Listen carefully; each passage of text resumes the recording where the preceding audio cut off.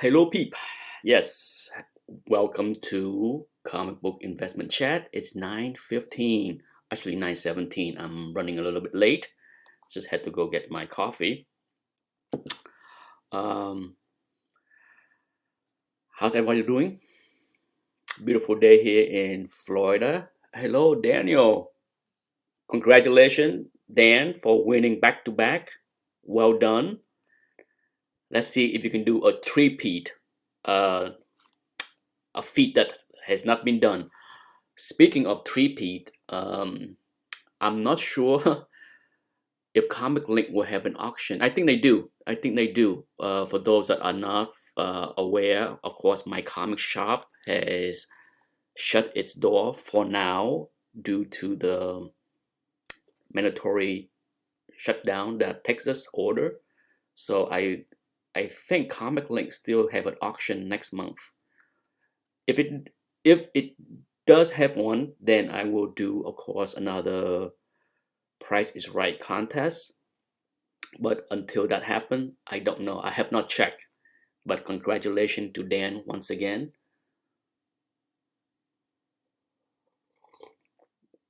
On winning. Hello, Man Cave Chronicles.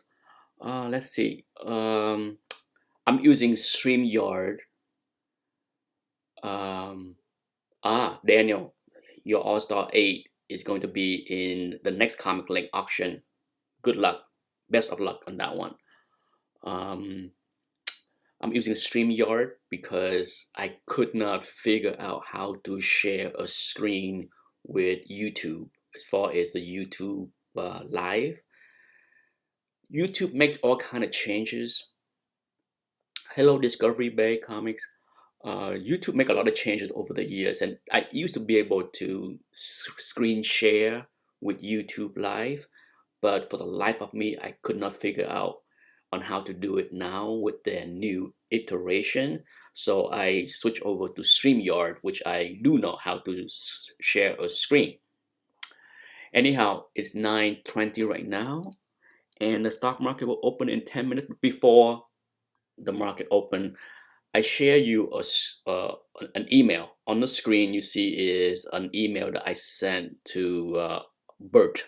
Bert is actually somebody that worked for me. He's an employee that works for me since 2002. Yeah, he has been with me for 18 years. He's in Boston. I used to live in Boston, and he's the only employee left that is in Boston. Um, he works for me part time, and he's a full time dealer in one of the casino near Boston. And he is, of course, laid off like many people, and is collecting unemployment from the casino. Anyhow, this is the email that I sent him. I want to share this email that I sent him Sunday. Okay, Sunday night.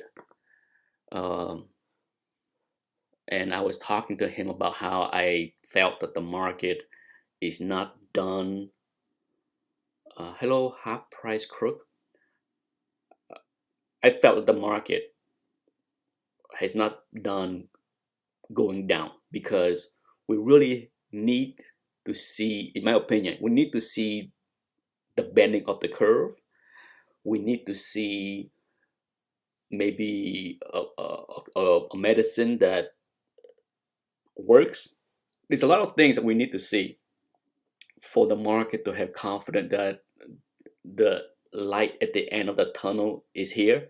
But for now, um, it is a dangerous market for those that are not familiar with the stock market. So let me zoom in on that email that I sent him. Well, if you can read, I basically told him that, use an example of 2009 when the stock market crashed. There was multiple big spike up. So let me zoom in on that. Okay, so here's a chart that I create and share with Bert. As you can see, in between June of 2008 and the end of February of 2009, the market went down 46%. Yeah, pretty ugly, right?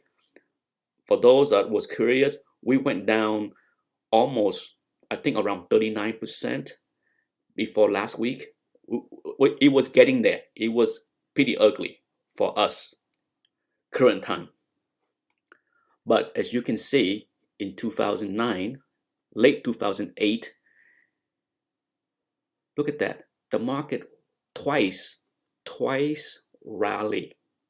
Okay, twice had a 20% or bigger rally, and then subsequently roll over, okay, into the bottom. So it is my belief that we may experience the same thing again. Okay, you know that there's a cliche in Discovery Bay Comics agree. There's a cliche in the stock market that a lot of people bring up all the time. The stock market doesn't repeat; it tend to rhymes. Okay, it tend to rhymes as far as its behaviors over time. So this is not an isolated situation. Okay, it happened multiple. If you go back to 2000 crash, if you go back to 87 crash, if you go back to many other stock market crash, you will see a similar kind of pattern where the market doesn't go down in a straight line. There are always multiple testing, bouncing, and often big like this, where it's like 20%. Let me stop sharing. Okay, so now that I'm done showing that, for those that have seen it, I'm sure you don't need to see that on the screen the whole time. Aha, yeah. So here I am. All right, so I believe that unless we have some kind of good news, the good news can be many things. The good news could be New York peaking, okay, because right now that's the hot spot. So if New York is peaking, that could be good news. If other area doesn't blow up like New Orleans or Florida, that could be good news. But we don't know, right? A lot of people predict that Florida could be the next hot spot outside of New Orleans or Atlanta. Who knows? Finally, yesterday, it took until yesterday that Florida have mandatory quarantine or shutdown or whatever you want to call it. Yesterday. A little bit late, in my opinion, but yesterday, finally.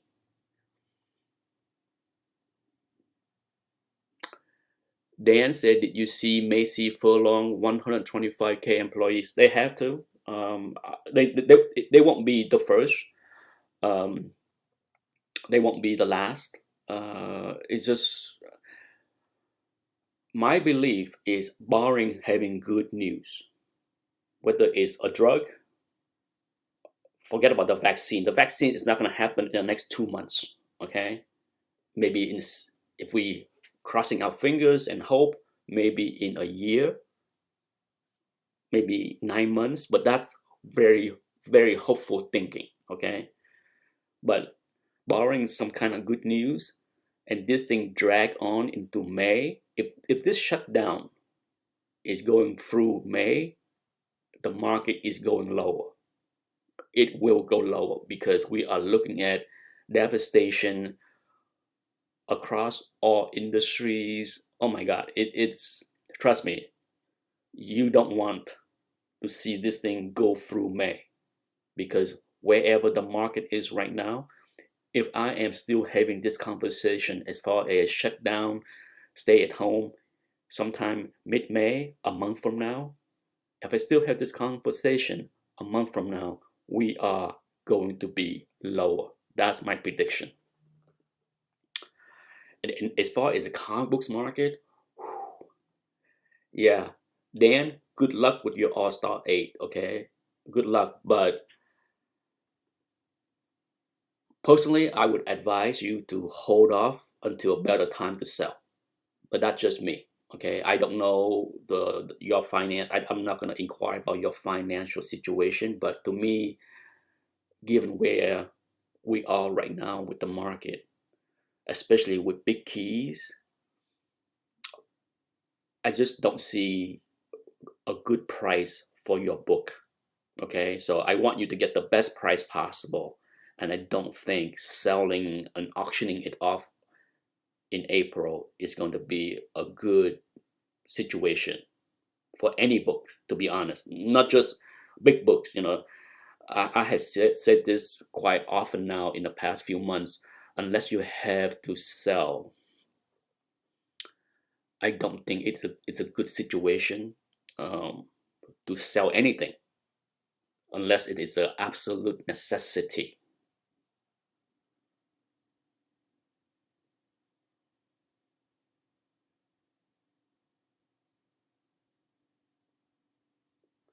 Thomas, hello.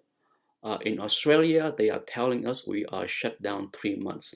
Yeah, I mean, we basically have, for us here in Florida, for me here, it has been, um, we are going on 3 weeks.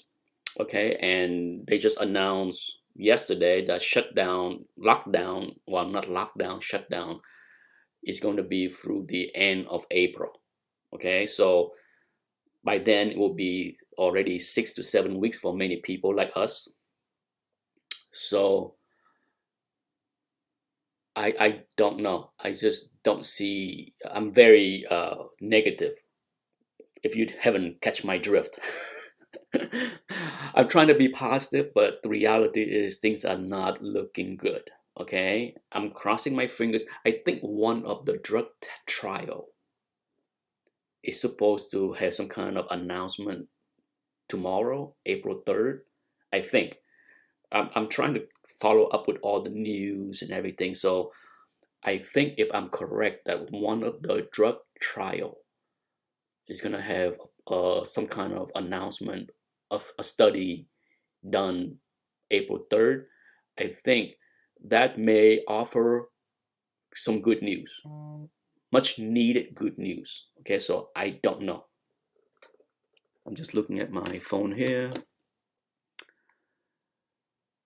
Market will be open in 1 minute, so we'll see how things will be ripping and roaring. But for now, we are going into a double dipping situation. Double top for our pattern S&P 500. Possibly, Thomas. When it comes down to, I understand technical analysis very well. Well enough. And I'm very interested. To me, technical analysis with the stock market or individual stock is much more um, fun and interesting compared to fundamental. I'm so over fundamental analysis because one of the things that I dislike the most about fundamental analysis of any individual company is that a lot of the fundamental stuff are relative to the mood of the market. If you follow the market long enough, right? During a bull market, booming economy, people will throw out, oh, a PE of 17 is not expensive. A PE of 19 is not expensive. For those that don't know, PE is price to earning ratio. Try not to go too deep into investment talk, but so in a bull market, in a boom run, fundamental analysis, people talk about high PE, 17, 19, not too high. We have been as high as 22, all kind of crazy number, right? But then in a bear market, 10 is too high, 9 is too high. So I prefer technical over fundamental. Both together are the most useful. Make no mistake, I look at both. Okay, I don't poo-poo fundamental, but I tend to pay more attention to technical over fundamental.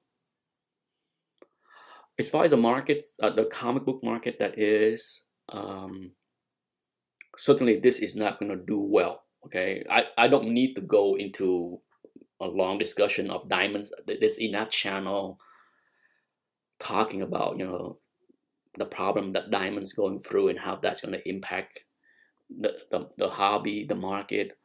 um, for me, it is, I'm not a big fan of the monopoly that diamond has, never been for a long, long, long time. I would hope that if anything that come out of this mess with diamond, that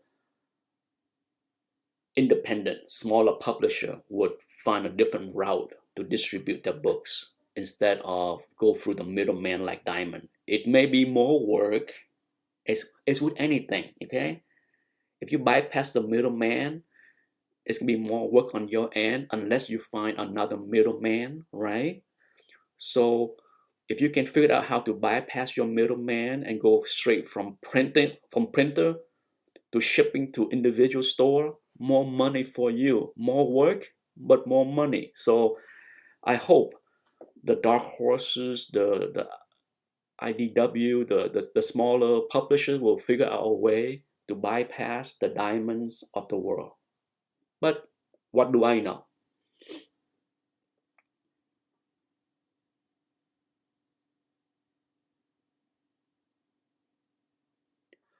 Uh, I wonder whether Europe can handle Italy and Spain debt.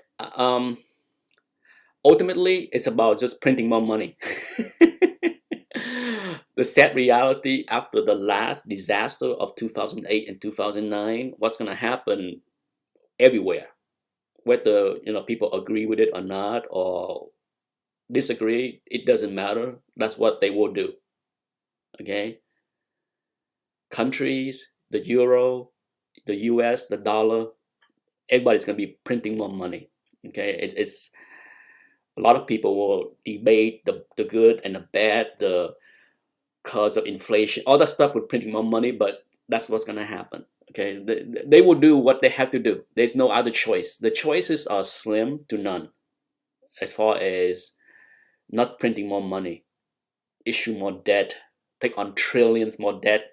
That's just the sad reality, but there is no other way around it.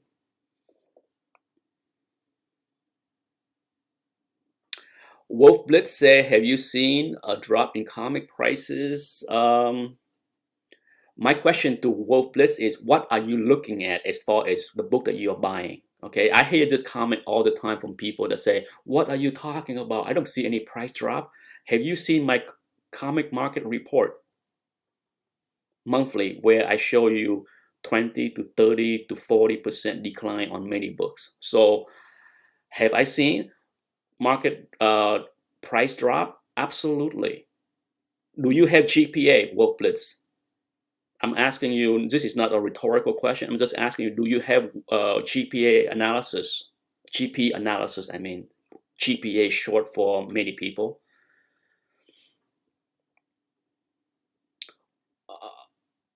I was looking at Avenger 47 and 48 and Silver Age FF. Of course, you're looking at so-called hard books, okay?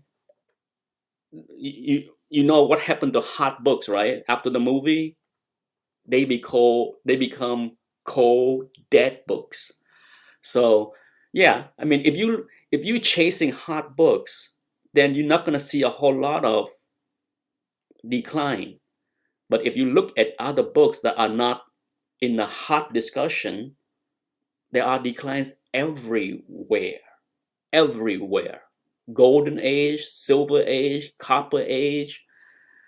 Just look at the 2 months ago, Captain America 1, one of the probably in the top 10 Golden Age key books that many people love to have. It went down a third. A third. So yeah, I mean, so Go Collect is fine. There's nothing wrong with using Go Collect, but my question is, are you looking at other things beside the 2 or 3 books that you're looking at? You can't determine a market by looking at 2 or 3 things. You cannot.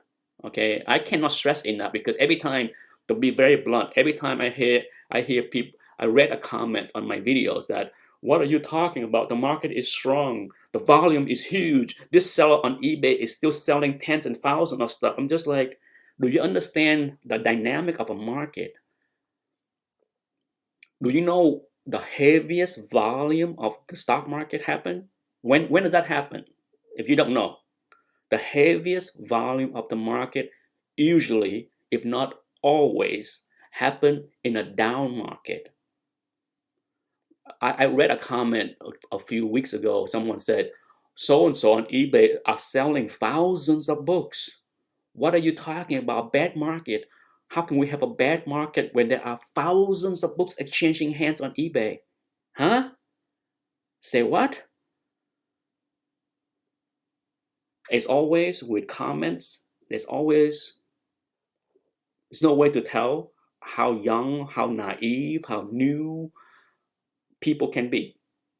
Okay, so I try my best not to come across as a complete jackass when I reply to those kind of comments, because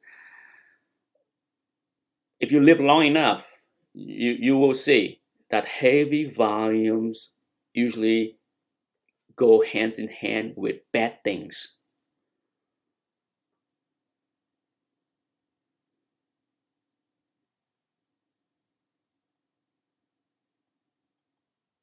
In fact, I spent before I launched my chat at 9:15. I spent an hour doing my market report for March.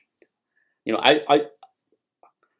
know, if you watch my market report that I do on a monthly basis, the video might be around 30 minutes, but it takes me an hour to an hour and a half to make the video, because it takes me over an hour usually to pull, you know, 30 to 40 listings, and then grab all the GPA data for those 30 or 40 listings. So it take over an hour to do that. And then of course, I had to edit and cut and paste, because I shoot the golden age, the silver age, the bronze, and the copper in 4 separate tranches, and then edit and cut out things that I screwed up on or boring or whatever reason.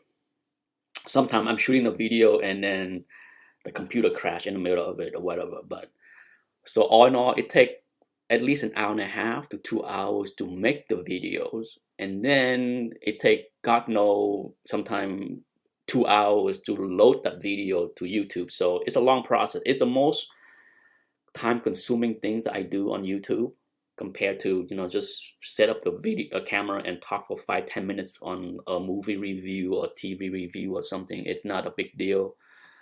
It break up the monotonous of my daily routine to do that with the YouTube. But make no mistake, the market report is a lot of work. That's work, and there's part of me that want to stop doing it, because it feel like work, because I'm looking at things I don't care to look at. I don't care to research up on modern books or many golden age books, or I don't really care. In all honesty, I'm just doing it because, to be fair, I just want to give people, the viewer, as complete as I can, the overall market, instead of hey, I'm just gonna focus on some Bronze Age I care about, and I don't give a damn about the rest. And if I do that, I can do that.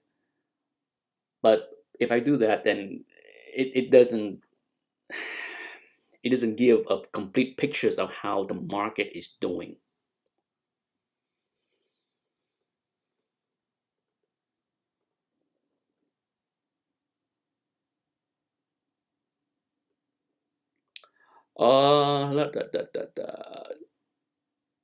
Daniel said that he would keep his purchase under $200 and not any hot books. Yeah, I would recommend not chasing hot books. Wait until, hopefully this afternoon, hopefully I will spend the half an hour that's needed to edit the market report video, and then load the video tomorrow. Okay. So hopefully there will be a March market report tomorrow. If not, worst case scenario, Saturday. Tomorrow is Friday. Every day seems to blend in as one these days because everybody's home. uh, Scott Farr is here. Hello. He has a question. With with CGC, what is the significance of old label? Um, there used to be a time. Well, old label are mostly books that were slapped in the beginning of CGC in 2000 through 2003. Correct me if I'm wrong. I'm sure the true police will come running if I misspoke right there. But I think for like the first 3 years of CGC, I believe there's an older label. You can tell the old label have very small fonts. Okay, it look old. um, and one of the biggest thing is that um, pressing and cleaning was not as prevalent yet in those early years of CGC. So a lot of the books that are in old label was purchased, bid up in many auctions in order to be cracked out, to press and resubmit to get higher grade, to sell for more money. Okay, that's was what happening. It happened a lot in the first few years that I returned to the hobby in 2008, 2009, 2010. I hear a lot of people talk about old label goodness, and there's a lot of truth to that. But at the same time, many of those books have been mined to death because they have been bought up. There are still some. Scott, I know you don't watch every one of my videos, but if you did, you will see at least one or two videos where I show you old label books that I consider overgrade. That I would. There are plenty of books. Trust me, if you talk to people that know what they're doing, they will tell you not every old label book can be upgraded. That's why they are still in the old label today. If somebody see a book in an old label and think that they can bump the grade by 2 or 3 levels and make thousands off the book, I'm pretty sure that book will not stay in the old label. Okay, so in general, it used to be very true, but as time go by and more people examine the old label books, and if it was upgradable, they crack it out and resubmit to get a better grade after clean and press and all that stuff. The few that's remain, good luck with the crest. I would not recommend people bidding up old label books today because they think it's upgradable. It's more of a myth now than it was 5 years, 10 years, 15 years ago. Okay, so I roll my eyes whenever people talk about old label goodness, whatever. I'm not paying premium for that.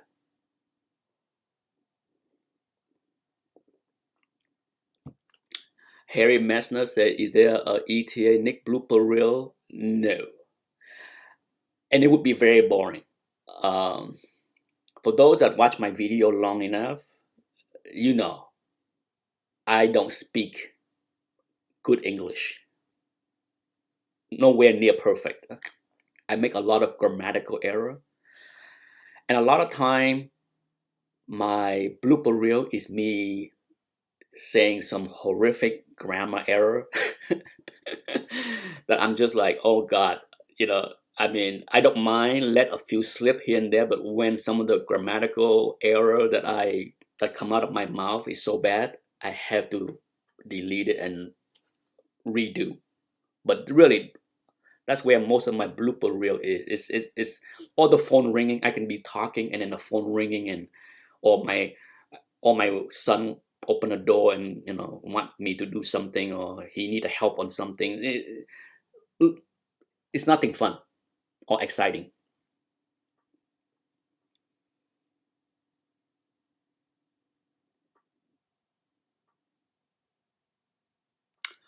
What Sean McCall? Hello. What do you think about the collapse of Diamond? I don't really have much of an opinion, to be honest. Uh, I in many ways, I did say this in the earlier part of the chat. If you go back and listen, I felt that it could be a good thing for smaller publisher because they, when you use Diamond as distributors, sure, you save the hassle of sending out to 150 LCS, okay? But using the middleman will cost you money, right? So if I was a small independent publisher, I would then man up, hire a few people, and do the shipping directly from the printer myself. I might end up making more money. So I'm not a big fan of Diamond, regardless of the model that they have. So for me, I think if there is profit in people publishing and shipping out the books themselves instead of relying on Diamonds, the market will move. The market will figure out a way and move forward with a different methods. That's my take. Okay. Ultimately, it's about money. If there is money to be made, okay. Marvel and DC, if they decide for whatever reason that it's not enough the hassle to deal with this nonsense, then it could be the death of floppies.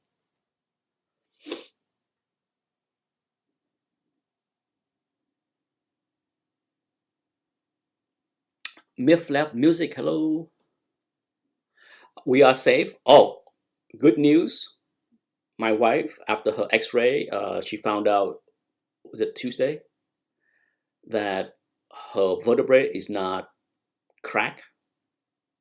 Um, I believe she have some kind of dislocation of her hip because when she fell off the counter, she was in pain. She thought her back was all messed up. They wanted to take the X-ray. She went to the chiropractor.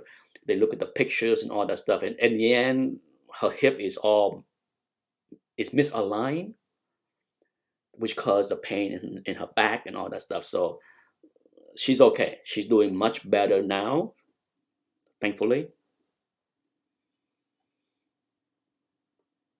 But yeah, she was in bad shape. She had of course, an ankle surgery 3 weeks earlier, which she was healing, and then she fell and hurt herself more. So yeah, she was in a physical mess uh, until the last 2 or 3 days. She finally feel much better that she can move around, but she learned her lesson. If she needs help, ask for me and my son instead of doing things herself. Marvel Man the Greek Hello is here. So let me check the stock market, see what's going on here. Could be ugly day. I don't know. A so-so day. A so-so day. Nothing horrible. Nothing good. Let's see what the S&P 500 is doing. Dun, dun, dun, dun. Let's see, SPY. SPY is down a little bit, not much, 0.3%. Not a bad thing. Toy Radiation, hello. No, not at all. Scorpio say, do I feel bad sending a lower offer than asking price? I do this all the time on eBay. Even if the person, a lot of sellers on eBay just do buy it now and don't have the best offer open or available. It never stopped me. It never stopped me from emailing the person. And I say politely, okay? When I contact a seller on eBay, I'm very polite. I say, hello, I am interested in buying. These are usually the exact word that I would say, hello, hi there. I am interested in buying this book that you have listed. Do you Are you willing to take an offer of X dollar? And the X dollar could be something, I don't have a set percentage. I would never advise anyone that never offer 50% of what the asking price is. Okay, some people can have wacky asking price. Sometimes I make an offer on a price based on what I think is reasonable for me. Okay, it's not outlandish. If a book fair market value, okay, let me put it this way: if the fair market value of a book is $500, I don't care if the seller is asking 1,000. If a fair market value is 500, I would contact and offer something like 350, 30% below the fair market value. Okay, and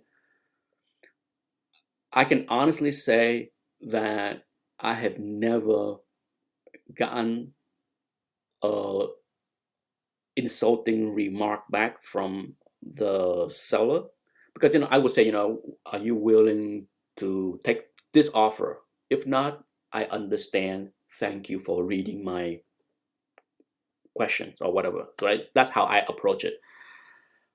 In some situation, I get no reply. Hey, that's fine. At least the seller is not going to say F off, you jerk, or you stupid, your asking price is silly. Sometime I will get a reply that will say, hey, I just list this book, give me a couple days to see what's going on with the action. If nobody buy the book, maybe in 3 or 4 days I get back to you. That happens from time to time. Sometime I get a reply back, bang, take it, that's yours. Okay, I'm asking 500, you offer 350, it's yours. Yeah, believe it or not, that happened more often than not. Okay, more often than not. So my best advice to people is be polite. You know, I being polite go a long way. I used to sell on eBay a lot, and it floors me at some of the things that people wrote to me. You know, my asking price is never outlandish. My asking price may be 20% above fair market value, maybe. Okay, sometimes it's fair market value. Sometimes I can't recall ever ask for anything above 20% above fair market value. I can't recall ever. And even then, some people would write to me, what a stupid asking price. Are you crazy? Who would pay that kind of price? Your price is too high, blah, blah, blah. I'm just like, really? You think approaching me with that kind of comment is gonna win anything? Yeah, that's life, right? People head shaking.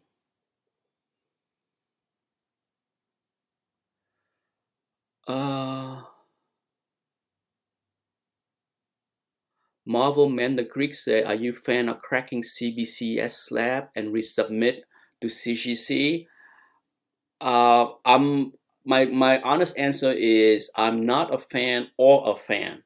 Um, I am not a fan of people sweeping generalization that CBCS is stricter, because if that was the case, people would stampede over each other to buy every CBCS slab possible. Because, hey, if you can buy a CBCS slab, same grade as a CGC book, for 20 or 40% lower, why in the world would you not buy it, crack it, resubmit it, and make 20 or 40% on your money, right? If that was a true, honest situation with every CBCS slabs, every time I hear someone preach about, CBCS is stricter, my question is, then why aren't you out there buying every CBCS slabs? You're not.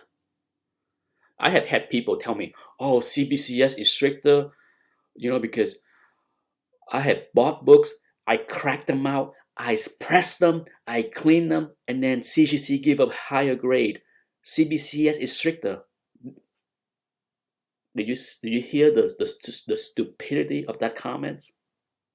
Head shaking.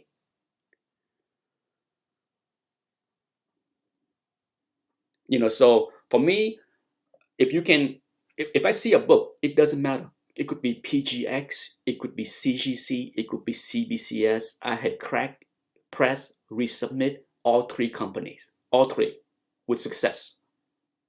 So I'm not a fan of anyone saying that CBCS is stricter, but I am a fan of anyone that have good eyes that can spot books that can be upgraded.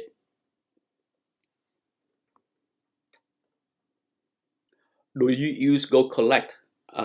Is the question. My answer is I do not use Go Collect, but I would recommend people to use Go Collect because it is cheaper than GPA. I used to uh, have Go Collect. I used to when I was more active in comparing prices to CBCS. When CBCS first launched, um, I subscribed to Go Collect for a few months. But then, after a while, and I realized that, I like the format of GPA more. I'm more familiar with GPA, and I'm willing to pay $5 more for GPA. Then I keep GPA. So I kept GPA and I disconnect Go Collect because I don't really buy.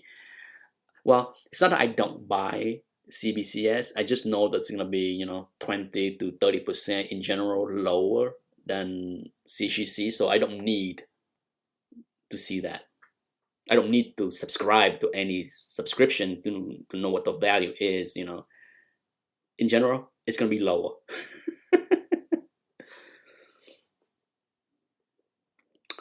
Eddie Lee, hello, asked about Halo. Yes, there's an Australian grading company called Halo. They've been around for a few years. Okay, a few years. I don't really have anything good or bad, to be honest. It's not fair for me to say. I'm aware. I have seen their slabs on eBay once in a while, and I think at least a few YouTubers have shown slab of Halo. Some people like the label. Um, I'm not a big fan. In all honesty, I'm not a big fan of the way the label look. But you know, it's a tough competitive market to enter. With CGC and CBCS so entrenched,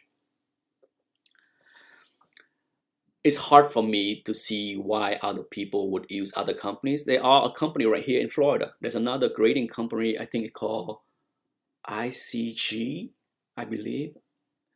I think the owner of that company used to watch my videos and comment from time to time, but I haven't heard from him in 6 months, so I'm not sure.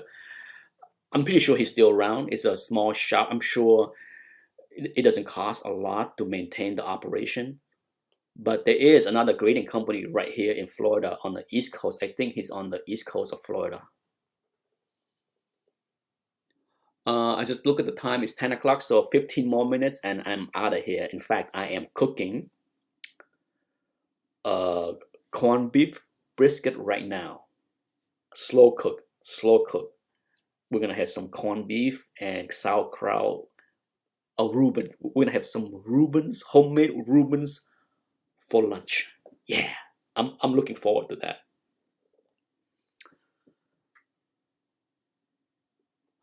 Toy Radiation asks, I wonder if what's going on in the world will make people rethink that bigger is not always better. I wish that was the case. It's funny. I can tell you, when the stock market crashed, and the housing market crashed in 2008, 2009, I thought for sure Starbucks would be in big trouble. That was one thing I thought for sure. Who's going to pay $4 for a cup of coffee? Insanity. I thought for sure Starbucks would be in trouble. Two, I thought for sure McMansion is gonna be in trouble because who want to live in a 4,000 square foot home with 3-car garage? Okay, yeah, I thought those two things for sure would change because the world has changed. The stock market and the economy, the real estate market crash of 2008, 2009, I thought for sure I was wrong on both. Okay, I remember standing in line at Starbucks. I'm cheap, okay, I'm cheap. When I go to Starbucks, occasionally I get the tall, sometimes just a black coffee. Even then, it was like $2.50 or whatever for just a black coffee. I remember standing in line for a cup of coffee, and there was a mother. She was probably in her 40s with her teenage, like her daughter looked like 10, 12 years old, kind of. And she was there on the phone, waiting in line, and she was complaining with somebody, could be her husband or somebody online, that they going through bankruptcy and she couldn't pay the mortgage and this and that or whatever. And she went onto the front of the line and ordered 2 Frappuccino Grande. It was like $5 each, and I'm just like, you don't have money for your mortgage, but you didn't have a problem plopping down $10 for 2 Grande Frappuccino for you and your daughter. And sure enough, Starbucks did not suffer in 2008, 2009. People did not stop. The addicts did not stop. And same thing with the housing market. If you watch my video on me driving down, all the house that was built, all those houses, many of the houses that was for sales in my video, where I show literally a dozen homes for sales in one street within a 1.5 mile radius from my house. Most of them was built after the stock market crash of 2008, 2009.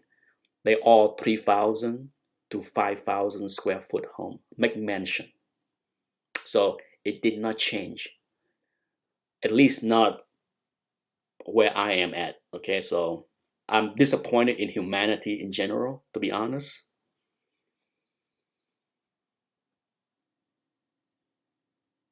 Indeed, Harry, my plan is we're gonna have some corn hash potato this Sunday. Yeah, for brunch.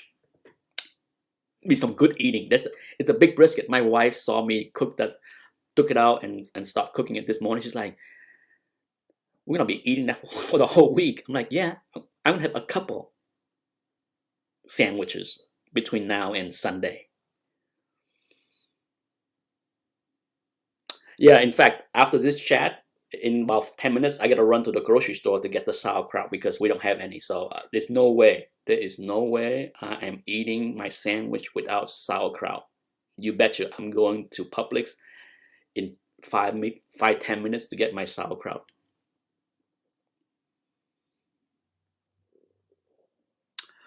Good as Gold asks, will people reprioritize and realize comics aren't necessary for survival? For some people.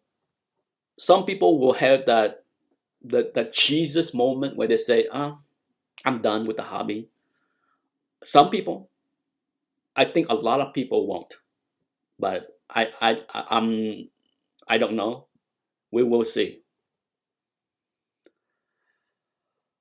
For sure, Harry, I don't use the canned stuff. I buy, yes, I do. I go for the good sauerkraut. Um, Speaking of, prioritizing, a couple of, if you don't know me or you haven't followed me on YouTube for 7 years, my big Jesus moment, I had been selling my collection for a while now. Okay, so it's not like I decided to sell my books this year or last year. But my big Jesus moment was Hurricane Irma. Okay, 2017. Yes. I was slowing down already in 2017. My wish list was very small already, very small. But During the hurricane, that whole mess of evacuating, going to the shelter, dealing with the stress with the collection, I realized for me that if I'm 50, at that time, I was 51 years old, almost 51 years old. If this is such a hassle at age 50, 51, and I plan to live in Florida for the next 20, 30 years, do I want this kind of stress when I'm 70? Do I? That was a Jesus moment for me to say, that is it. The collection will go down to at least 1,000, if not 500. It is over. Okay, so for me, that was a moment of me saying, I like life way too much to be stressed out about comic books. Okay, so will this change? Will this event change on how some people think about the hobby? Absolutely. Absolutely. Okay. If you are caught in a bind, a financial bind of some sort because you overspend, I'm sure this will put some kind of reality check on the way you view the hobby. So some people will.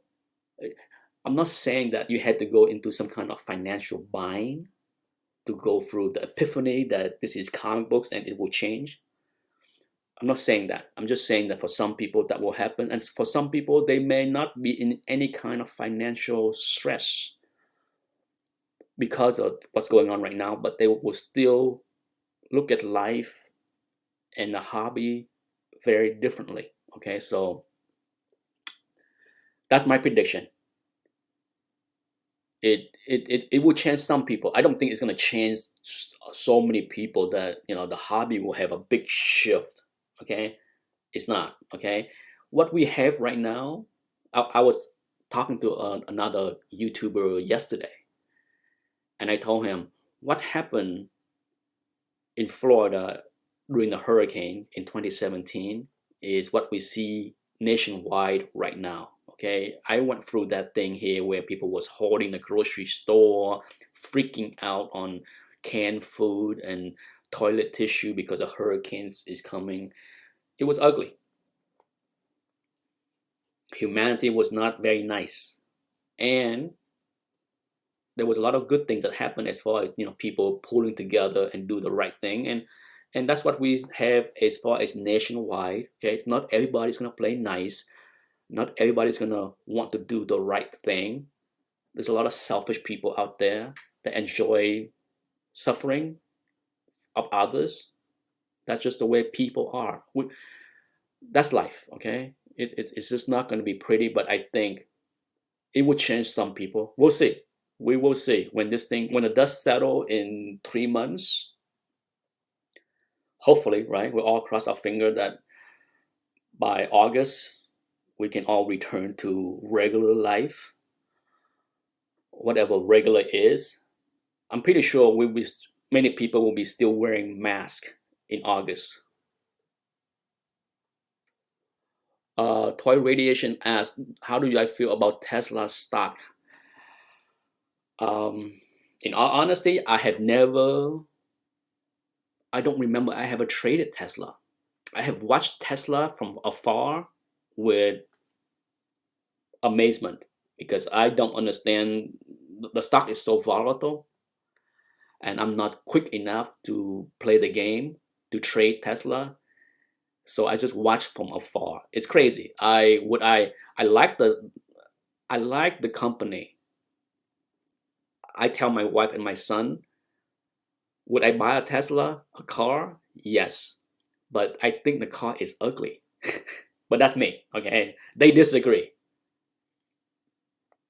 They love the look of the Tesla. I am in the minority. I actually like the truck. When the truck came out, a lot of people hate the ugly looking truck. I thought the truck looked awesome. I'm like, oh yeah. I told my wife and son, if I was gonna buy a Tesla, I'd buy the truck. But as far as the stock, no touch for me. Okay, I'm not saying that the stock gonna go to zero. I don't know. It's just one of those stocks that's just too crazy for me to trade.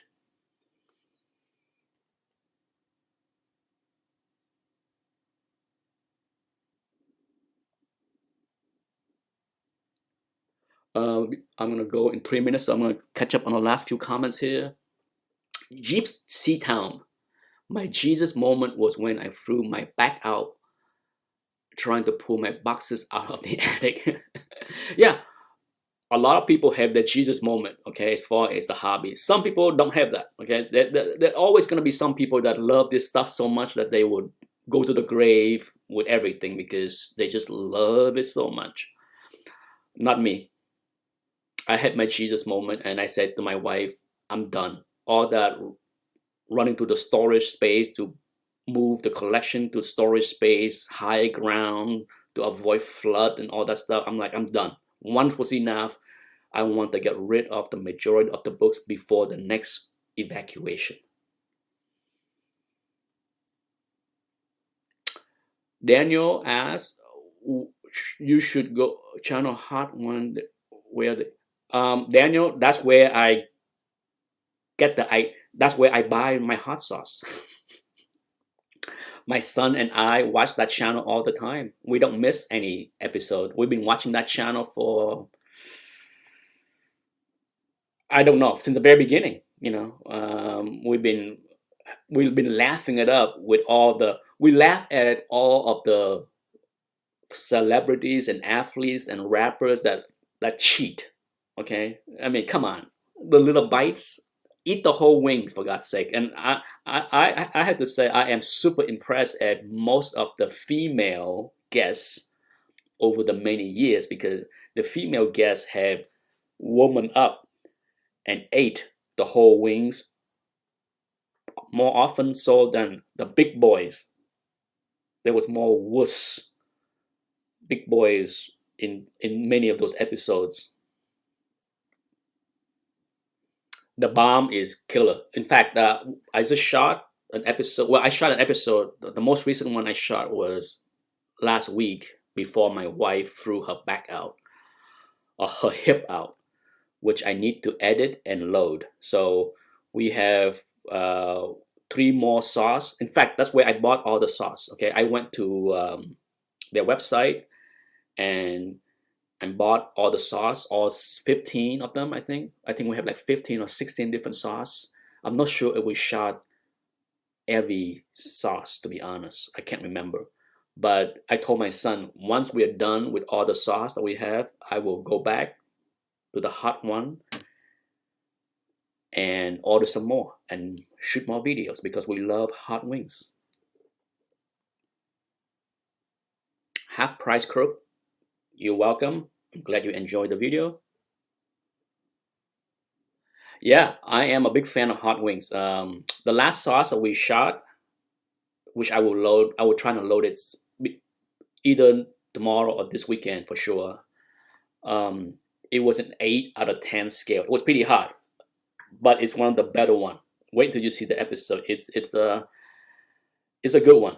Usually some of the super hot sauce is just not very good, but this one was decent. Anyhow, that's it, folks. Before I go, let's check the market. Let's see how ugly things are. Look like we turned green. You know what I say lately? Sell on green, buy on red. Look like let's see how the look like my portfolio is doing okay. Nothing to jump for joy about. Anyhow, thank you for joining me. And for those that don't know, I record these things and turn it into a podcast to be downloaded over at Podbean.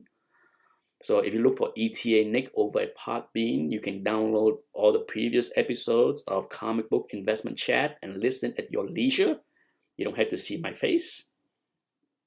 Have a good day. Time for me to run to Publix to get some sauerkraut and some bread for the sandwich. Bye.